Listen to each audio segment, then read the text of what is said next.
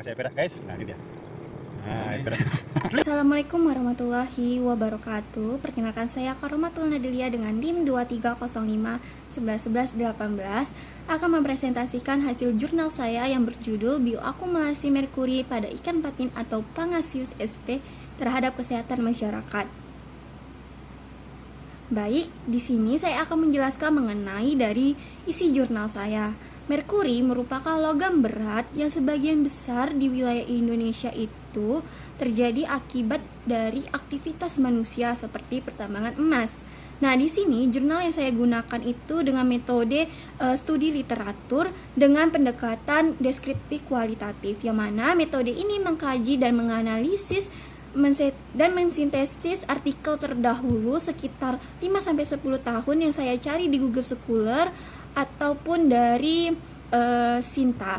Nah, di sini teknik pengumpulan dari jurnal saya ini adalah dengan melalui metode dokumentasi, yaitu mengidentifikasi, mengumpulkan, dan menelaah berbagai sumber literatur yang telah saya dapatkan. Adapun hasil dan pembahasan yang saya dapatkan yang mana dari berbagai wilayah di Indonesia, dari Bengkulu, Riau, Aceh Selatan, Sulawesi, Kalimantan Tengah, Jawa, ataupun Maluku, yang mewakili dari wilayah Indonesia ini merupakan daerah yang memiliki permasalahan dalam pencemaran merkuri, yang mana di sini merkuri itu terdeteksi berasal dari aktivitas pertambangan emas tradisional, yang mana aktivitas pertambangan tradisional tersebut dapat terakumulasi pada ikan patin yang nantinya dapat merusak kesehatan masyarakat. Di sini dari kajian literatur yang saya dapatkan, adapun distribusi dari sumber pencemaran merkuri, yang mana dari distribusi tersebut mendapatkan data aktivitas pertambangan menyumbangkan sebesar 70%, sedangkan data tersebut melampaui total dari limbah industri yang hanya sebesar 20% dan domestik hanya sebesar 10%. Nah, di sini merkuri itu akan terbioakumulasi pada ikan patin, yang mana mekanismenya itu merkuri yang masuk ke dalam perairan dari aktivitas pertambangan emas tradisional tersebut tidak dapat teruraikan secara biologis, yang mana merkuri yang masuk ke dalam perairan akan diubah oleh bakteri air yang akan mengubah menjadi metil merkuri, yang mana metil merkuri ini memiliki kadar racun yang lebih berbahaya. Adapun ikan patin, yang mana ikan patin ini merupakan organisme bentik yang mencari makan di dasar perairan.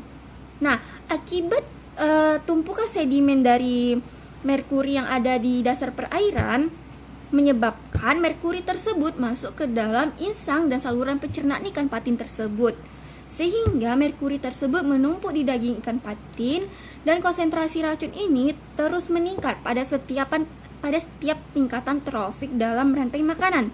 Salah satunya itu adalah manusia yang mengonsumsi ikan patin. Nah, manusia yang mengonsumsi ikan patin tersebut akan mengalami berbagai penyakit ataupun gangguan seperti kerusakan fungsi ginjal dan juga kerusakan fungsi kognitif seperti cacat pada bayi dan juga kelainan atau penyakit lainnya pada perkembangan bayi. Selanjutnya itu adalah gangguan sistem saraf.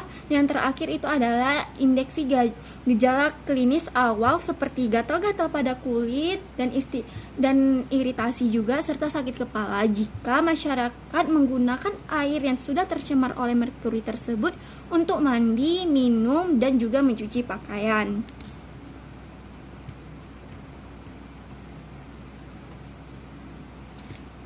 Berdasarkan hasil kajian literatur, pencemaran merkuri di perairan sungai di Indonesia sebagian besar disebabkan oleh aktivitas pertambangan emas tradisional. Merkuri dilepaskan ke lingkungan pada berbagai kegiatan sehingga menyebabkan bioakumulasi pada ikan patin yang nantinya akan dikonsumsi oleh manusia dan menyebabkan manusia itu memiliki berbagai gangguan.